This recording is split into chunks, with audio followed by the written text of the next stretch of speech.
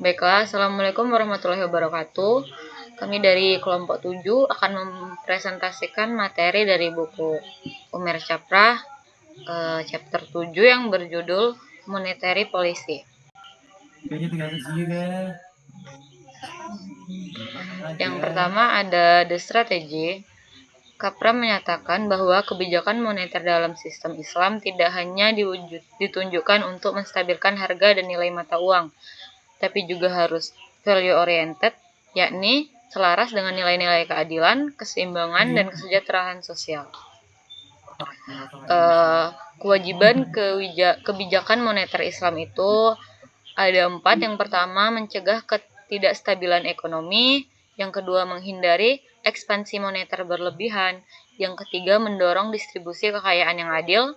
Kemudian yang terakhir, mendukung pembiayaan sektor real bukan spekulatif. Kemudian selanjutnya ada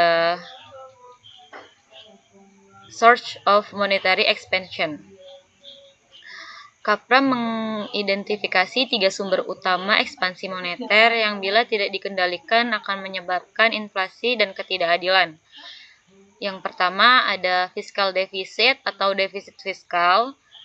Itu pemerintah sering membiayai defisit dengan mencetak uang baru yang menyebabkan ekspansi uang berlebihan. Kemudian dalam sistem Islam harus ada disiplin fiskal dan defisit hanya boleh ditutup melalui instrumen yang sesuai syariah seperti suku berbasis aset, bukan utang berbunga.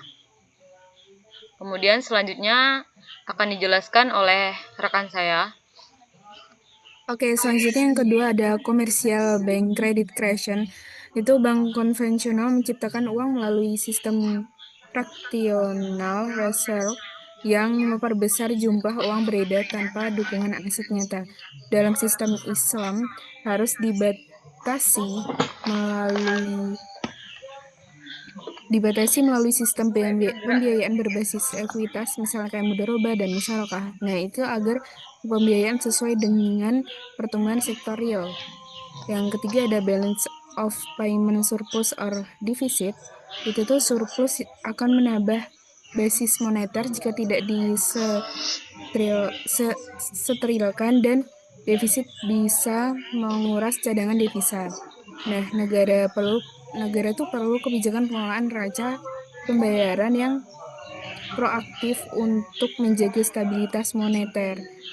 Oke, untuk selanjutnya ada instrumen of monetary policy. Capra menawarkan alat kebijakan moneter yang sesuai dengan prinsip-prinsip Islam, yaitu ada target pertumbuhan jumlah uang beredar dan uang dasar.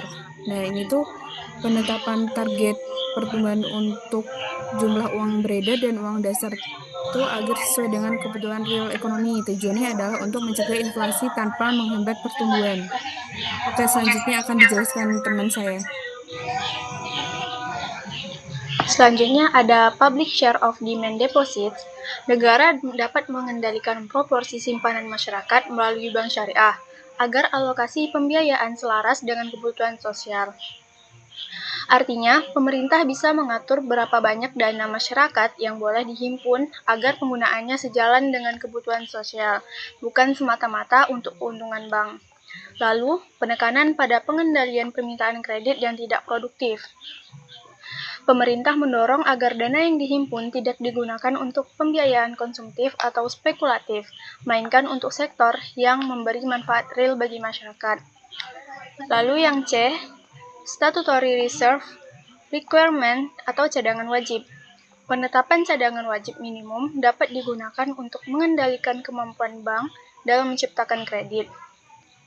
Cadangan minimum yang wajib disimpan bank digunakan sebagai alat untuk mengontrol kemampuan bank menciptakan kredit. Semakin besar cadangan, semakin kecil dana yang bisa disalurkan untuk pembiayaan. Selanjutnya yang D, credit ceiling. Menentukan batas maksimum pertumbuhan kredit untuk mencegah overexpansion. Lalu alokasi kredit diarahkan ke sektor yang mendukung kesejahteraan umum. Lalu yang E, value oriented allocation of credit. Kredit harus dialokasikan sesuai nilai-nilai Islam, misalnya prioritas pada kebutuhan dasar masyarakat, produksi pangan, pendidikan, dan kesehatan. Artinya, kredit diberikan untuk sektor prioritas seperti kebutuhan pokok masyarakat. Lalu dilarang untuk membiayai aktivitas spekulatif dan atau konsumtif berlebihan. Pembiayaan tidak boleh diberikan pada sektor yang bertujuan mencari untung instan tanpa nilai tambah real, seperti spekulasi pasar atau konsumsi berlebihan. Selanjutnya, order teknik quiz, yakni ada 3 poin: pengawasan langsung atas pola pinjaman, intervensi dalam pasar uang secara selektif, dan penggunaan profit sharing ratio dan margin sebagai alat kontrol. Slide selanjutnya akan dijelaskan oleh teman saya. Baik, dengan saya Adara. Selanjutnya kita masuk ke conclusion.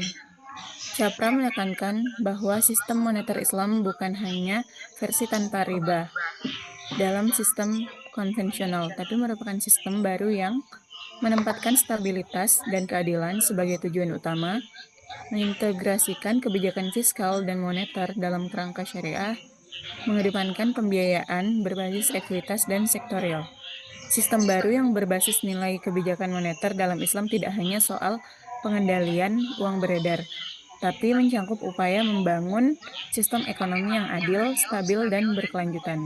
Sistem ini bertujuan menyeimbangkan antara pertumbuhan ekonomi, keadilan sosial, dan stabilitas nilai uang.